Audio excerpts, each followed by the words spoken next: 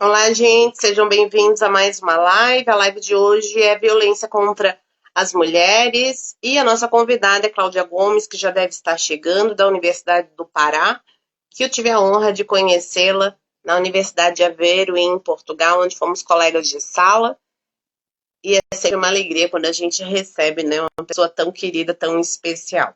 Enquanto isso, o Instagram está fazendo o movimento de chamar, né, as pessoas, avisar que nós estamos online.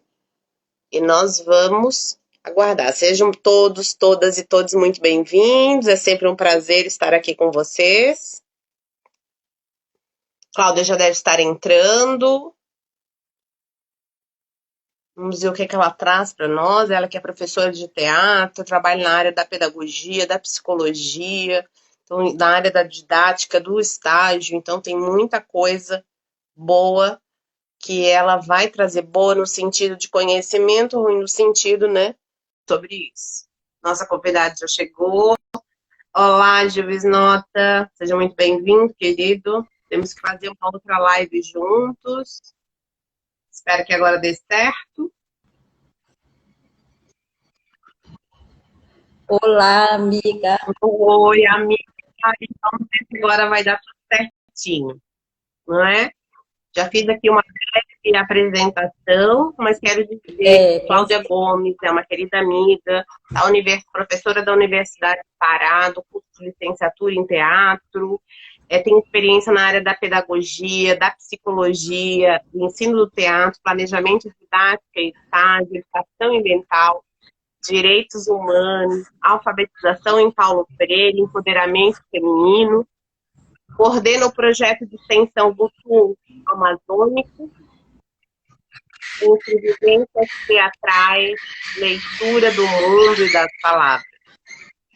Possui graduação em pedagogia e especialização em planejamento e desenvolvimento em áreas amazônicas e mestrado em desenvolvimento sustentável do trópico úmido, todos realizados pela Universidade Federal do Pará. Seja muito bem-vinda, minha amiga querida. A internet hoje não está querendo ajudar. A Mulher é Show é mesmo, deve ser algum conhecido teu, professor Dominique. Eu quero só dar um beijo aqui para o Bruno Sandrini, que está aqui conosco. Seja muito bem-vindo, querido, é um prazer.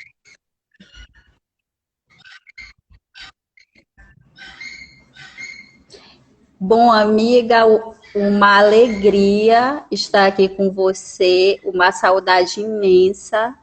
Eu vivi coisas inesquecíveis com essa mulher maravilhosa que me ensinou muitas coisas, né?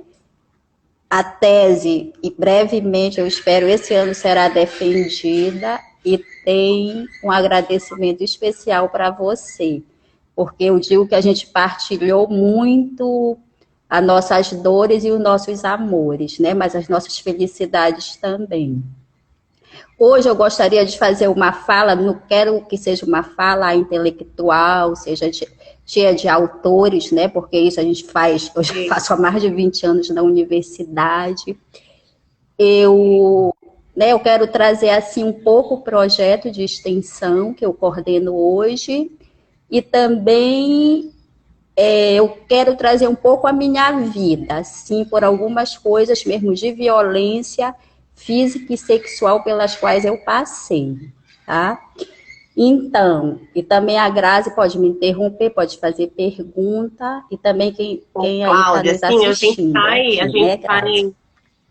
Então, não, se fosse a gente vai falar mais, porque está dando interferência. Tá. Só para fazer uma introdução aqui, e tu vais dar continuidade na tua fala, gostaria de dizer para as pessoas, né, numa reflexão inicial, que nós vivemos numa sociedade o quê? Patriarcal, machista, racista, heteronormativa, homofóbica, transfóbica e por aí vai, né? Carregada de preconceito, mitos e de tabu. Aí entra a tua fala. Sim, então foi ótimo a Grazi ter contextualizado, né, qual a sociedade que nós ainda estamos, né?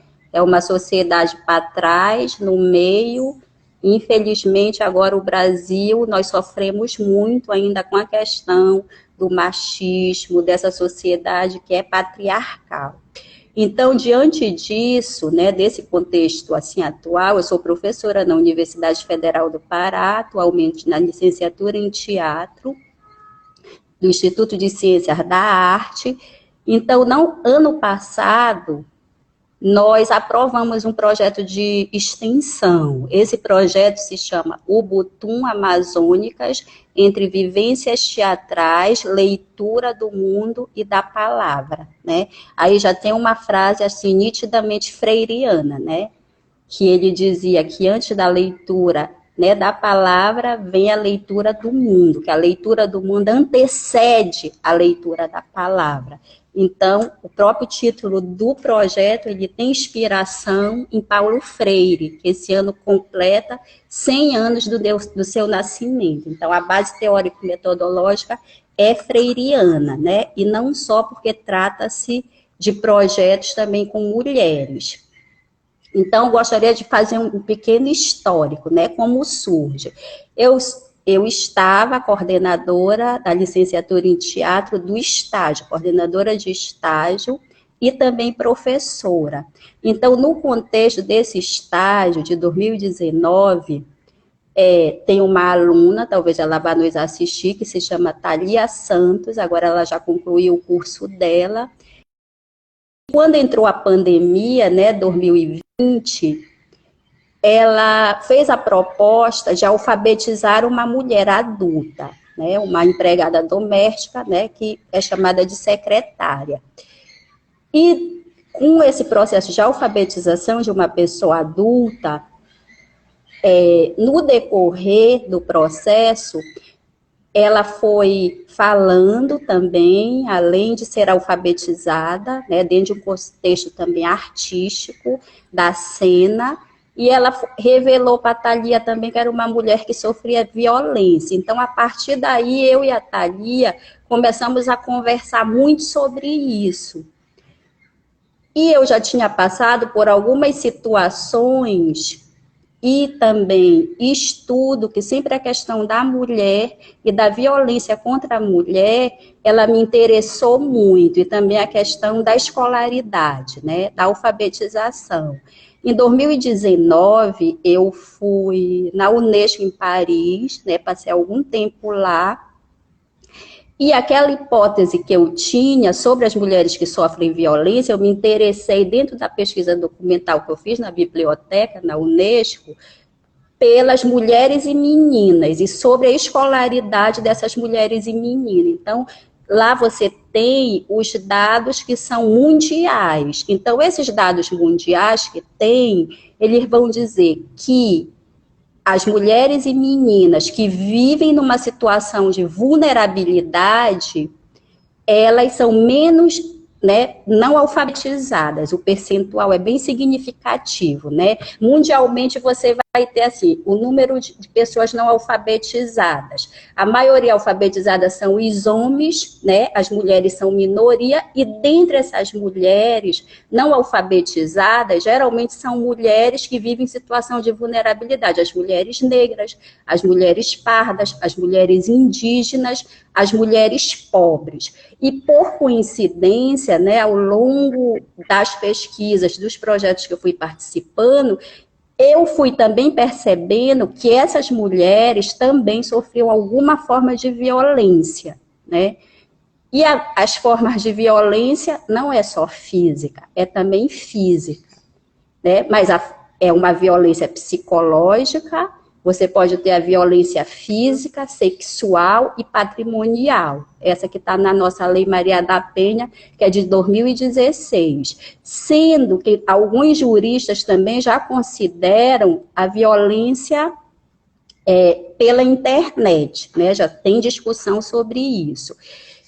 A Thalia, né, que eu digo que nós somos a gênese do projeto, ela sofreu violência. Só que ela sofreu violência na infância, quando ela era criança, repetidamente. E geralmente as meninas, as crianças, elas não sabem identificar a violência. né? Nós sofremos violência na infância, mas a gente não sabe identificar, a gente não sabe dizer isso é violência, né? Infelizmente, aí vem a orientação sexual, né, Grazi? Bem, então eu me uni, né, a partir dessa discussão e acompanhando todo esse processo da Thalia e também o meu processo, que eu vou falar mais um pouquinho no segundo momento. E aí nós elaboramos o projeto e aprovamos o projeto, né, que tem, como eu digo, essa pegada. O que é que o projeto, eu vou mais ou menos aqui dizer para vocês, né? O projeto, ele metodologicamente, ele tenta articular a questão do teatro com a alfabetização freiriana, que é a palavração, leitura do mundo e leitura da palavra, para esse empoderamento feminino, tá? Em profundo vínculo com a arte, a autossustentabilidade e os direitos humanos. E o que é que a gente pretende construir? São vivências teatrais com mulheres adultas que ainda não tiveram a oportunidade de ler e escrever, e também com meninas que ainda não tiveram a oportunidade, né, de ler e escrever e que estão em distorção idade série, porque tem às vezes aquela menina que tem 13, 14 anos, 12 anos, 11 anos, ainda está no primeiro ano e ainda tem uma alfabetização precária. Também essas meninas são mulheres, meninas, até mulheres já adultas. Foi colocado em prática, e você já tem resultado? Seria interessante alguma coisa no sentido de mostrar se você já tem algum resultado, ou se a violência realmente contra a mulher é tão presente que foi necessária a realização desse projeto, sabe?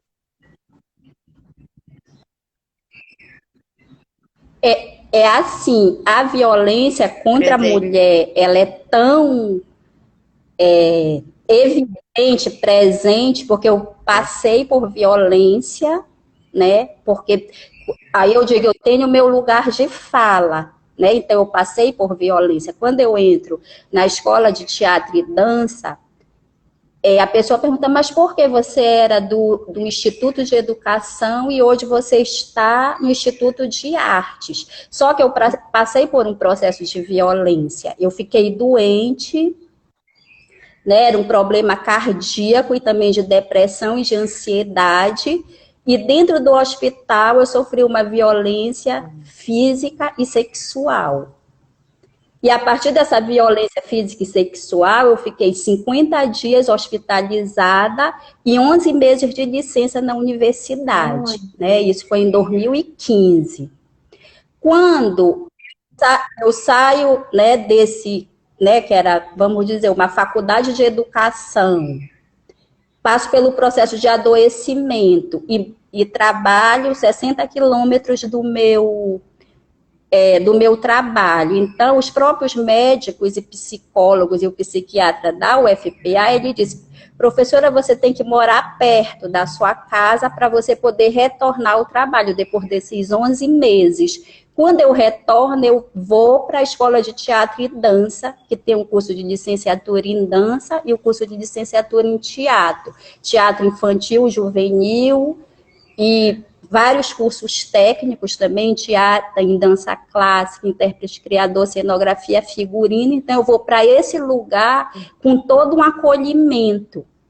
Por quê? Porque esse lugar, antes de eu ir, são os artistas do Estado que trabalham no Instituto de Ciências das Artes. Então, você vê a atriz que você vê na televisão, no jornal, estava lá.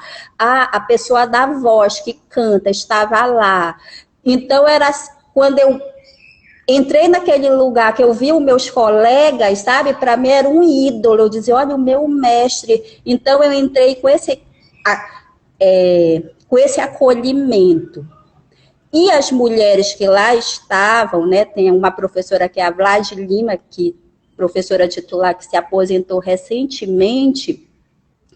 A Vlad me pegou, ainda estava já atestado médico, ela me leva para dar aula com ela no mestrado. Eu disse, mas o que é que significa isso?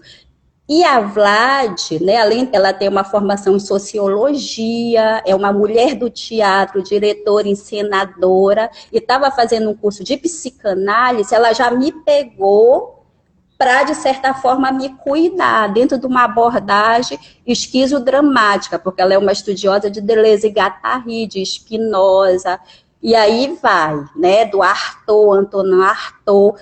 Então, eu comecei a voltar e, ao mesmo tempo, ao mesmo tempo, me tratar. Então, e ela perguntou para uma amiga nossa em comum, quem é essa mulher que vocês vão colocar aqui dentro? Aí a amiga em comum disse, é uma mulher inteligente, íntegra, honesta, mas ela nem sabe, mas nós vamos ter uma atriz. Vlad, tu te prepara que ela vai entrar, ela não sabe ainda, mas é uma atriz. Ela já é atriz e não rindo, sabe. Amiga. Peraí. Mas na minha trajetória... Nós estamos rindo, gente, que entrou agora a Rosana. Então, pensa nós em Portugal, numa sala, eu, Cláudia, a Rosana e a Leandra, que tá aqui, gente. É muita emoção, muita emoção. A gente lá fazendo doutorado e essa turma... É coisa mais linda. Como é bom a gente rever essas pessoas queridas. É a nossa CUT.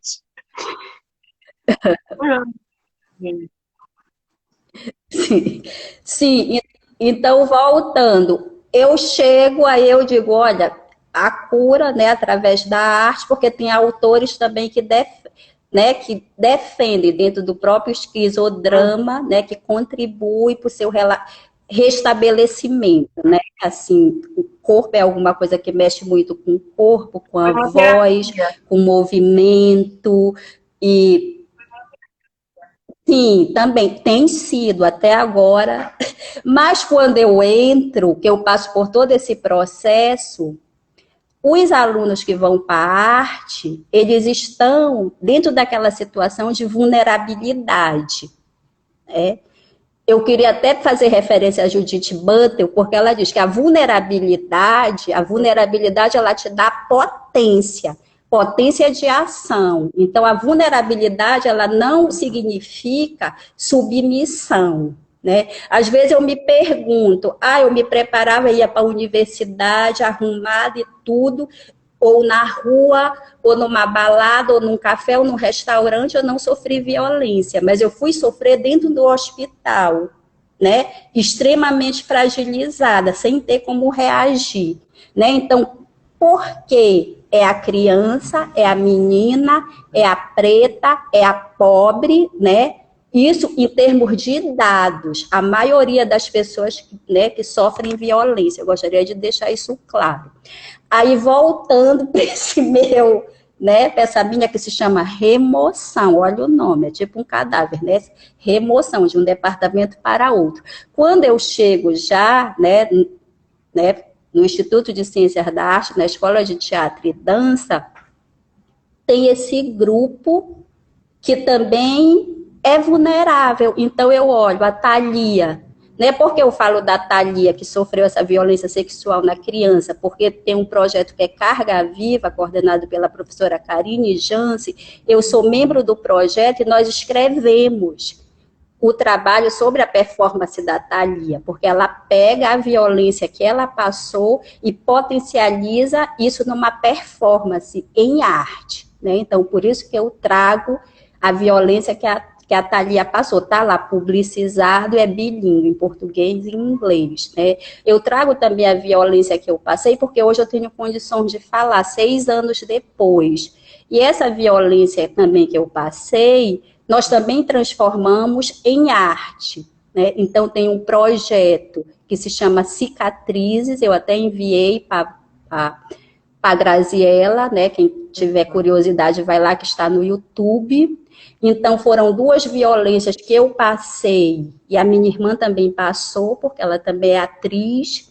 A minha violência foi no hospital, e a violência que a minha irmã passou foi aquele sonho de se casar com um homem branco de olhos azuis europeu. Então, ela sai do Brasil, vai para a Holanda e lá ficou em cárcere privado, Então, eu tive que ir, né, com parentes para poder resgatá-la. Né? Então, toda a forma de violência psicológica e física, né, ela também passou. Aí, nesse meu processo também de adoecimento, eu entro, né, nesse lugar, né, com todas essas pessoas que têm essa situação de precariedade, de vulnerabilidade e que passaram também por violência, e há uma identificação. E as pessoas começam a me procurar, professora, me ajude, professora, me ouça, professora, eu preciso fazer um tratamento psicológico, para onde é que eu vou? Então, por conta disso, eu comecei a encontrar os canais. Então, eu tenho amigos hoje que ele é vice-presidente do Conselho Regional de Psicologia, que é o Antonino Silva, ele me ajuda muito.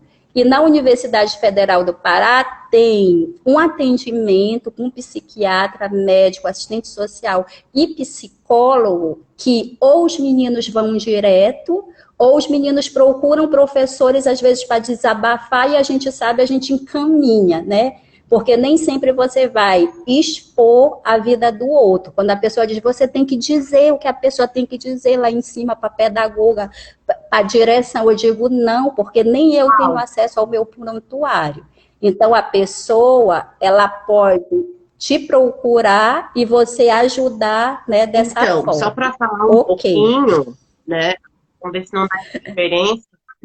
Sim. Está com bastante, Sim. mas só para dizer, né, que de acordo com o Anuário de Segurança Pública Nacional aqui do Brasil, 180 a média de estupros por dia, 180. Com a pandemia, isso ainda cresceu 4,1%. Então, assim, ó, o sexo masculino desse estupro, que também acontece em rapazes, né, em homens, mas no feminino, 81,8%. Então, as mulheres, elas são constantemente mais atingidas. E aí eu faço uma reflexão que eu acho que seria importante, da necessidade, como tu falaste ali inicialmente, dizendo que nós, enquanto criança, não sabemos nos defender, não sabemos que nós estamos sendo violentados, seja na infância, seja na adolescência, porque a violência, ela não se dá somente de forma física, né? Ela também se dá de forma psicológica e outras. Então, assim, a educação sexual, há mais de 20 anos que eu trabalho nessa área e vou bater sempre nessa tecla, ela precisa acontecer.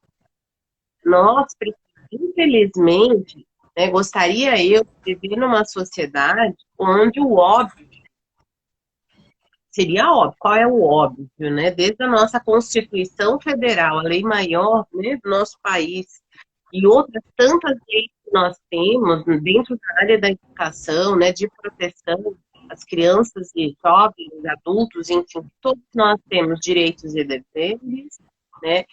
Todos nós merecemos respeito, dignidade, né? A vida, ela faz parte da dignidade humana. Então, assim, o que está acontecendo na educação das crianças, né, desses jovens, vamos falar dos mais novos, dos adolescentes, que não estão sabendo como se proteger, né? Porque quando você é violentado, seja uma violência doméstica, sexual, física, né, ou mesmo psicológica, a nossa criança, ela já deveria saber isso, está errado. O outro não pode dizer, e eu tenho que contar para a pessoa que me protege, seja a avó, seja a mãe, o pai, ou a pessoa que está com ela, né? E hoje a gente não tem essa preparação. E eu gosto sempre de lembrar que dentro dos meus grupos de pesquisa, a primeira educadora sexual da criança é a família. Esse papel que ela delega para a escola, mais baixinho e mais... Esse papel que ela delega para a escola é simplesmente porque a família não aborda. Não aborda porque não sabe como abordar, porque de geração em geração as coisas foram se repetindo, os mitos, os tabus, os preconceitos, eles persistem na nossa sociedade. Claro que a gente tem avanços, né? Claro que a gente vê que os jovens de hoje, pelo menos dentro quais eu trabalho, convivo, tenho conhecimento, a gente vê que eles têm uma cabeça mais aberta. Mas nós temos muita gente ainda carregada de preconceito. Então, quando a gente falou ali inicialmente que nós vivemos numa sociedade machista, sexista, heteronormativa, né? E aí vai a homofóbica, transfóbica, patriarcal, enfim, como é que a gente muda isso?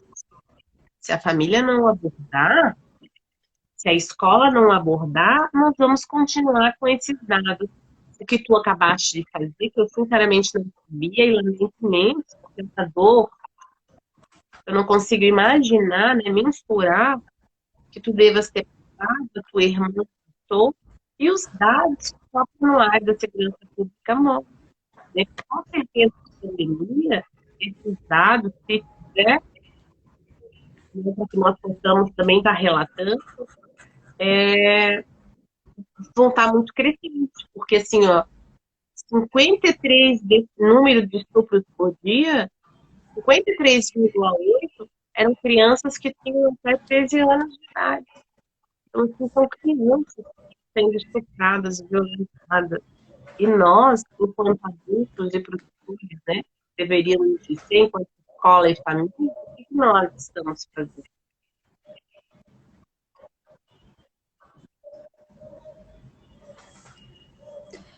Sim, Grazi, então uma colocação assim maravilhosa que tu fizeste, porque tu pergunta, né? Tu perguntaste por que o projeto surge, né?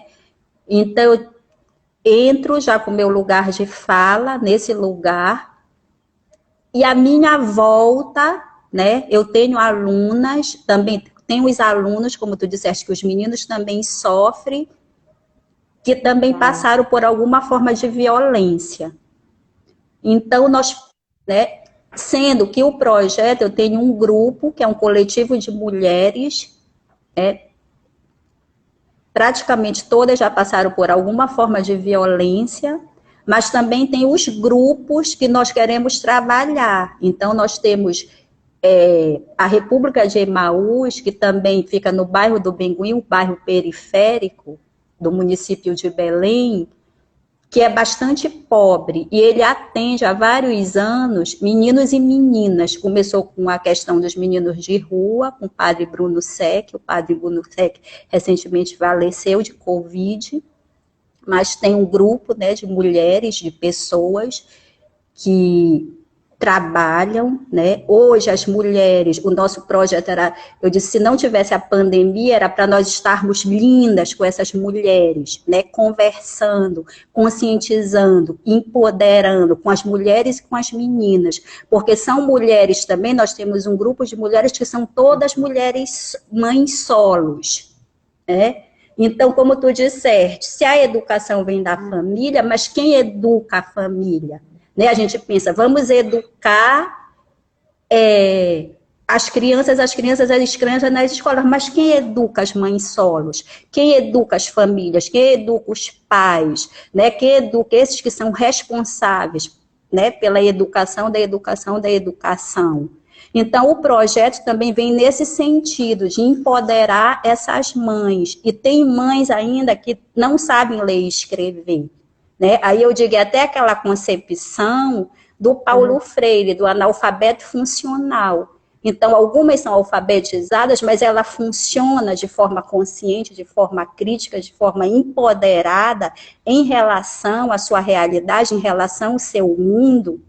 Então, essas mulheres tendo esses conhecimentos, né, da sua realidade, os conhecimentos sociais e principalmente o conhecimento dos seus direitos, né, porque tem a questão do direito, né, a história do feminismo, ele começa com que o voto é um direito, mas os direitos que a gente tem na lei, porque a gente tem as leis, temos a Maria da Penha, né? É uma lei significativa no Brasil, de 2006, mas para essa mulher lutar por essa lei, ela sofreu 2 vezes tentativa de homicídio, ela foi parar numa cadeira de roda, e o algoz, o opressor, ele só foi condenado 19 anos depois. A mulher foi atirada pelas costas e voltou a viver com seu agressor.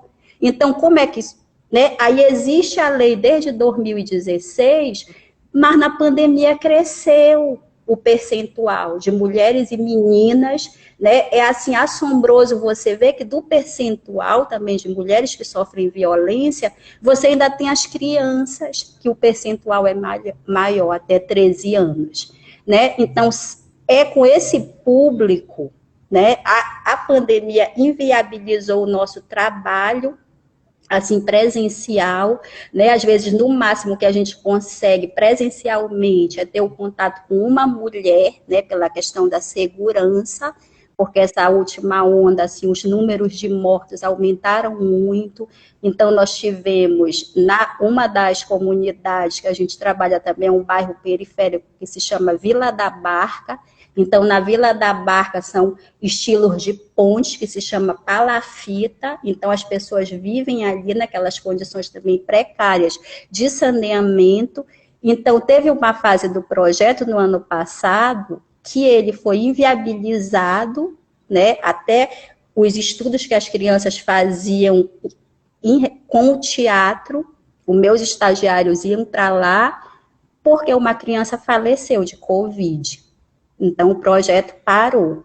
Né? Então, além da violência, a gente tem que lidar com uma política que é, assim, genocida. Né? Você já tinha, antes da pandemia, essa sociedade, esses dados, essa vulnerabilidade, essa falta de acesso à educação, à saúde, ao saneamento.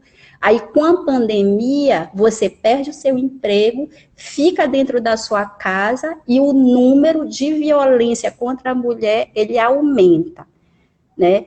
Então, o que se tem? A gente tem uma vontade, né, que essa pandemia passe, assim, desesperadamente, todo mundo está, né, nesse momento, desesperadamente, eu digo para as meninas, faço as reuniões, eu disse, se não tivesse pandemia, nós estaríamos aqui lindas, aprendendo a ler, né, uma leitura consciente, fazendo a investigação das palavras geradoras,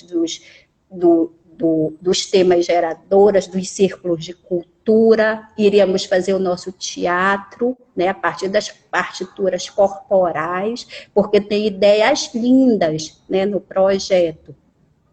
A ideia é que nós façamos oficina de maquiagem, porque você começa com o corpo da mulher, né? O meu corpo, a partir do meu corpo eu falo, porque o meu corpo é silenciado, porque o meu corpo ele é agredido. Então, maquiagem cênica, inclusive no projeto eu tenho uma mulher que é trans, que ela que dá o curso de maquiagem lindamente. Então, curso de maquiagem, em seguida, será, porque vai ter que acontecer, né? Um curso de bonecas, né? Então, a gente tem a Denise Saca, ela faz bonecas, só que são bonecas que são as nossas réplicas, sabe? Então, ela faz uma boneca, Graziela Raul, eu vou mandar fazer uma tweet, mando, Graziela, é a coisa mais linda do mundo, as bonecas, você se vê. Não, me faz boneca sexuada, que já me lembra a minha infância, filha. Me bota aí tudo que eu tenho direito, porque faz parte. Não, mas isso já é um trabalho que tem que ser feito. Não bota as partes dessas bonecas todas aí. Tá, pode deixar. Então, tem a oficina de restauração e feitura das bonecas, uma oficina de pintura, oficina de cenografia, para que no final nós temos essas partituras corporais, né? E outro também autor que nos alimenta é o Augusto Boal. O Augusto Boal, no campo do teatro, ele escreveu, eu sempre digo que é inspirado em Paulo Freire, o teatro do oprimido. Então, na época da ditadura militar, ele também sai do Brasil, né, nas mesmas condições que o Paulo Freire saiu, e ele chega na França. Quando ele chega na França, ele vai trabalhar também com comunidades vulneráveis, principalmente imigrantes. Aí ele diz, olha, a violência não está no corpo, porque a violência, né, era mais corporal. Aí ele cria um termo que é assim, le flic dans la tête, que é como se a polícia estivesse dentro da cabeça. Então, quer dizer, tipo uma violência psicológica. E aí ele começa a trabalhar com esses grupos, o que ele chama de catarse, né? E como também se a fala também fosse para o corpo. Parou um pouquinho. Então,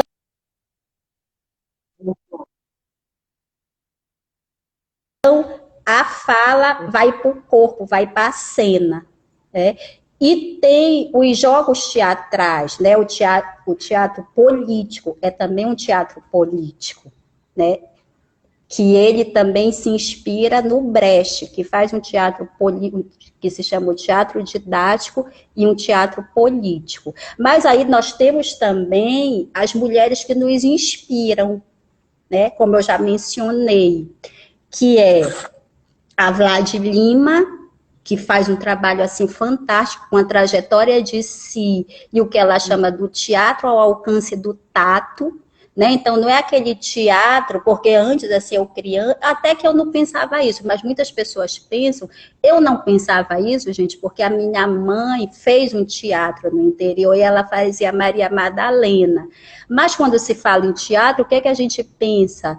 Olha, num teatro assim físico, né? Lindo, toda a cidade que a gente vai tem um teatro com aquela arquitetura maravilhosa, né? Então a gente olha o teatro, né? Só que o teatro é quando você tem um ator, uma atriz e alguém, um espectador que vai te assistir, você vai, né, interpretar. Aí às vezes a pessoa diz: "Olha, tu é atriz, chora aí". Não é fácil, não é assim. Você passa dias e dias ensaiando. Né?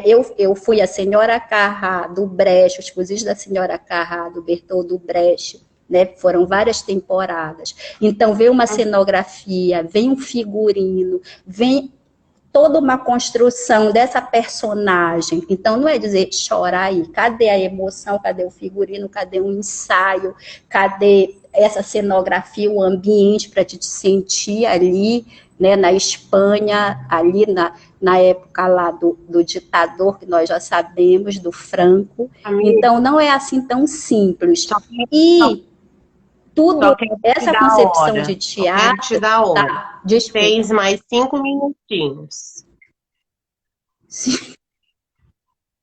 Ah, Jura, muito. passou muito rápido. Ai,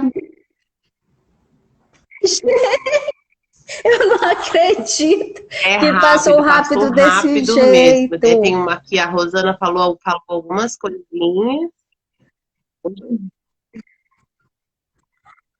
Tá, então eu posso ouvir as pessoas e te ouvir, Grazi, né?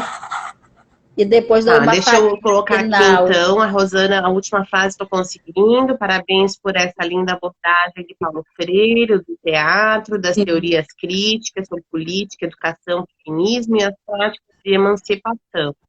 Essa foi a última frase, obrigada, Rosana. Ela também colocou aqui em cima, quem educa a família e todas as pessoas que cuidam de outras pessoas, é isso mesmo. O Bruno precisou sair, avisou aqui, eu não consigo mais ver. Mas diante do que tu colocaste ali, né,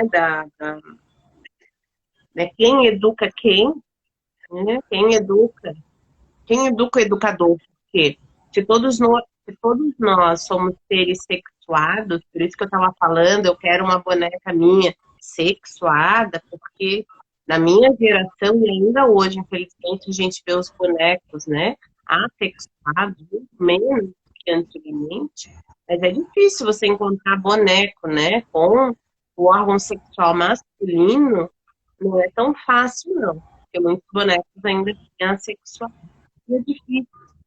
Quando você começa da infância a trabalhar os bonecos, né? Fazem bonecos, bonecas, enfim. Sem um órgão sexual, sem a sua genitália, sem as mamas e por aí vai, você está dizendo o quê? São coisas proibidas. são coisas que não importam. E justamente o contrário, é uma parte do teu corpo, assim como a perna, como o braço, né? Um membro que faz parte do teu corpo, que você precisa cuidar mais. Por isso a gente veste duas roupas, né? Porque a gente não usar calcinha, cueca, então a gente acaba usando sutiã, né? E por aí vai. É justamente para proteger ainda mais uma parte que é íntima.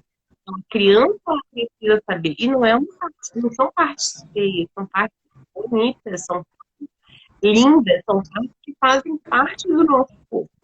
Então, nós não podemos trabalhar uma infância onde os bonecos são assexuados.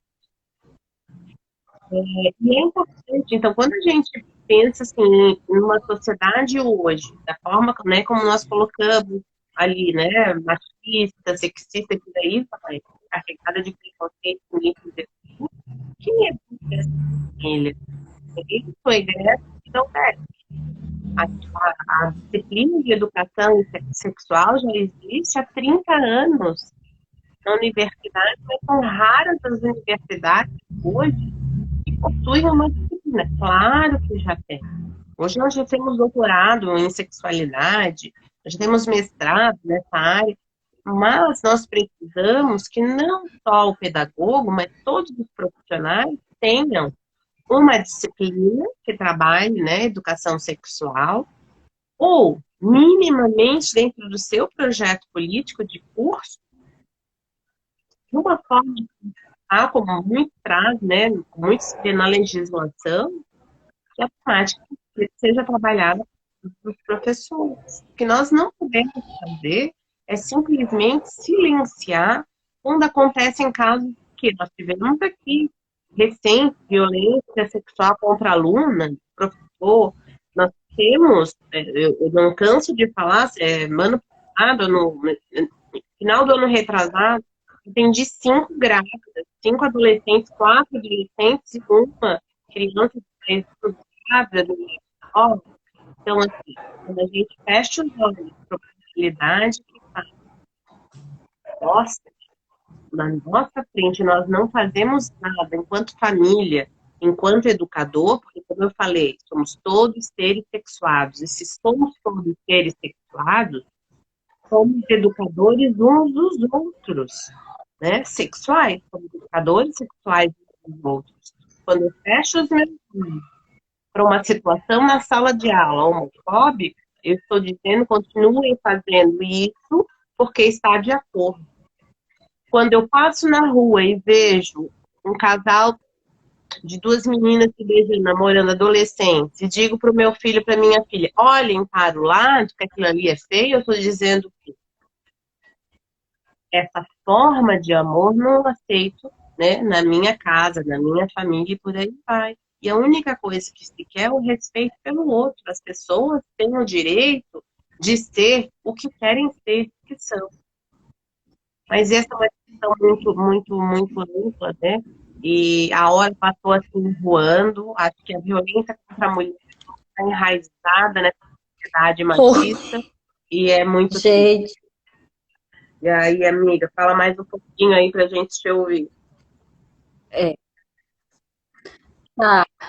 Eu acho que o que nós podemos assim Sim, tirar dessa conversa hoje é assim, a orientação sexual, né, Grazi, que é o que educação, tu vens trabalhando ao longo desses 30 anos, porque eu acho que a gente educação, orientação. Você vem educação, educação ok. sexual. Então, o que que a gente tem que fazer? Ok, uma rede de solidariedade para minar essa sociedade, né, que é Sim, machista, é violenta, né?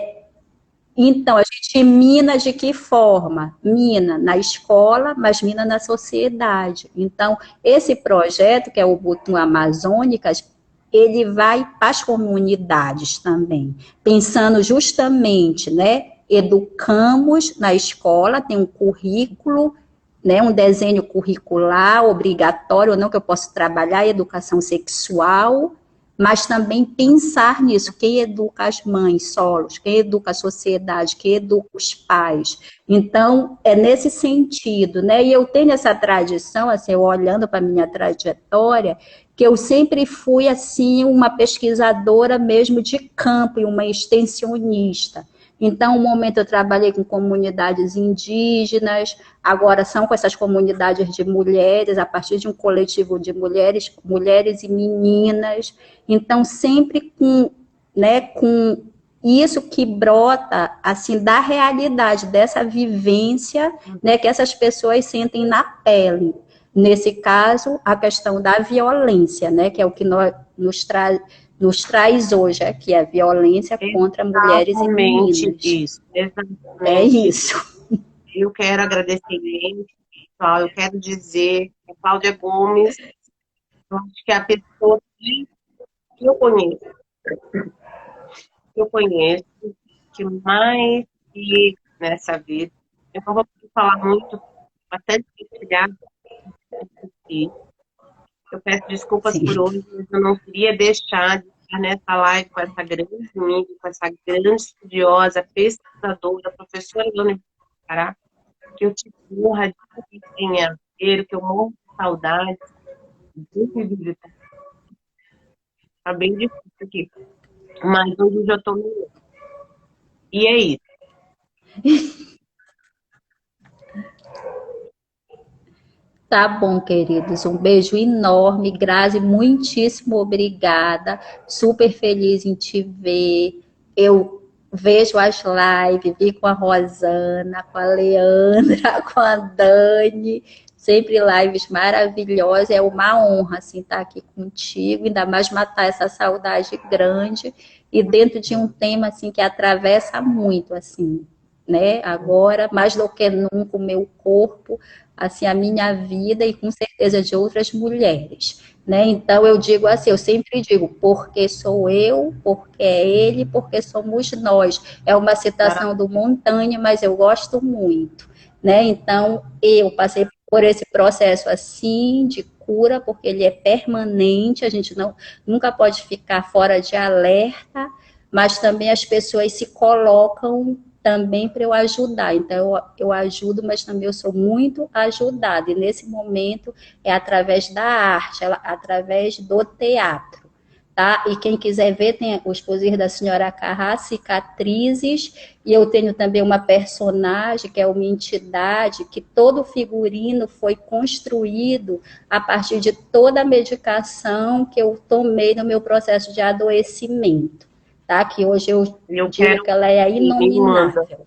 tá? Muito obrigada, amiga, Obrigada. muito obrigada. Pessoal, Tá, boa noite.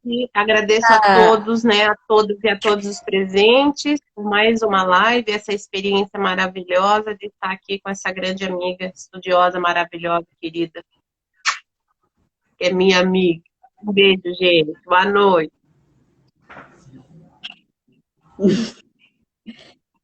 Boa noite.